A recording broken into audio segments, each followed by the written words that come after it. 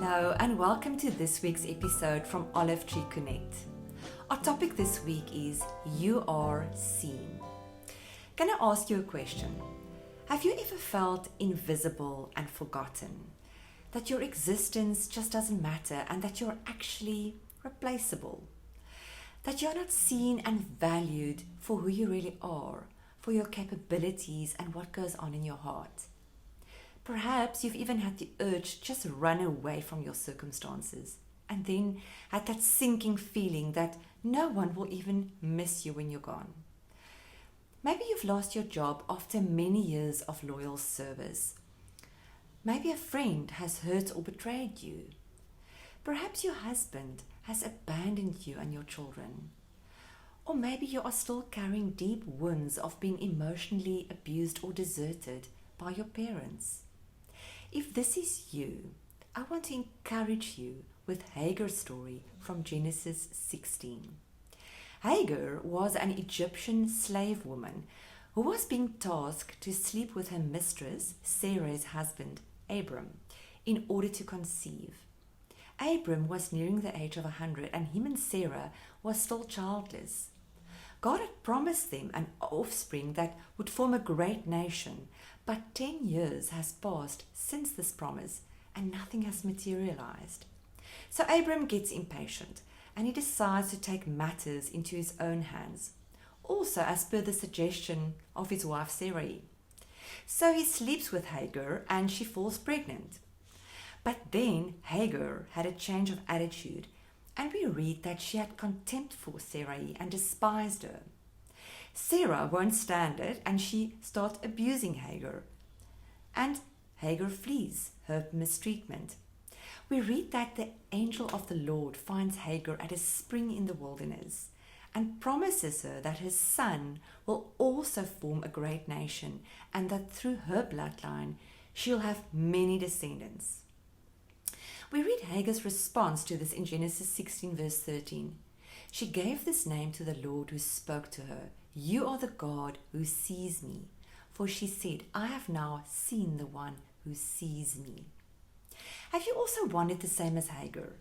Does anyone care about me? Does anyone know what I'm going through? Maybe you've even wondered if God cares and you've even cried out, do you see what I'm going through, God? Do you see how bad this is? And the answer to all the questions, as what it is for Hagar, is yes, he does. Because as with Hagar, God sees you. He sees your suffering. He sees your heart. And he knows your thoughts.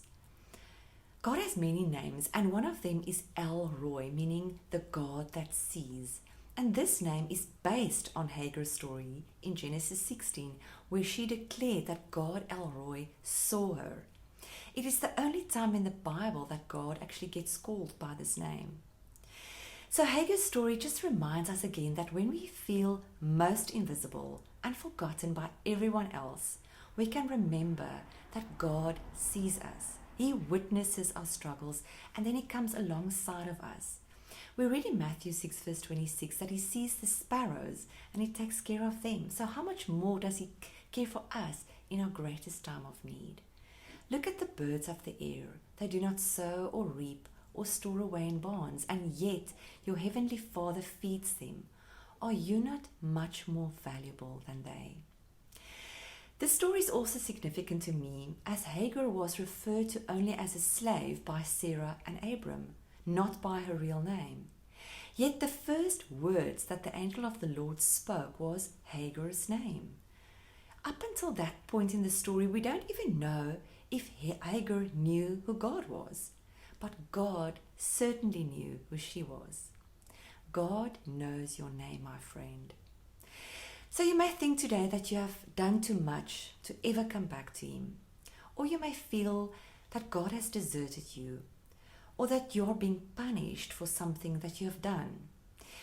You know, the enemy would like us to believe that God has lost track of us and that he doesn't care that we are hurting or confused. But the truth is, God is in control of every finite detail of our lives. And when we absolutely understand and believe that truth, we can actually face anything that comes our way. I just love the fact that Elroy came to Hagar. He sought her out and he arrived at right the moment that of her greatest need. At that moment, Hagar was reassured that she was loved and not forgotten, that she and her unborn child will be cared for. We read this beautiful promise in Psalm 56 verse 8. You keep track of all my sorrows. You have collected all my tears in your bottle. You have recorded each one in your book. So today you can rejoice. God Elroy sees you. He sees exactly what you're going through, and He cares for you, and He will provide an outcome just for you. If you are interested to hear more, click on the link to enroll for the free short online course, Becoming an Overcomer. In this course, you will receive practical tips on overcoming negativity, overcoming worries and fears, overcoming rejection, and how to stand strong in the face of difficulties. Thank you for watching.